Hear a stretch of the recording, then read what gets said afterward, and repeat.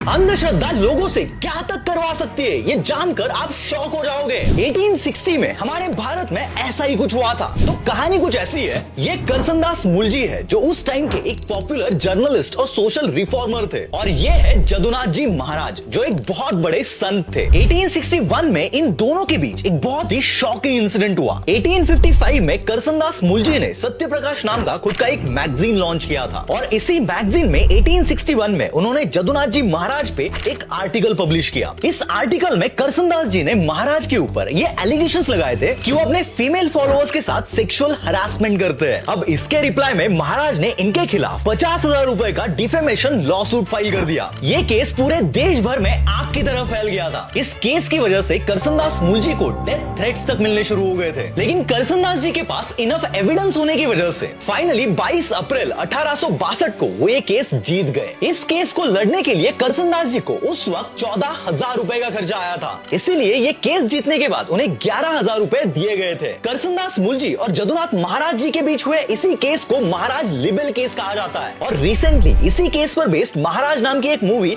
Netflix पर release हुई है। एंड आई विल सजेस्ट कि आप इस मूवी को एक बार जरूर देखना।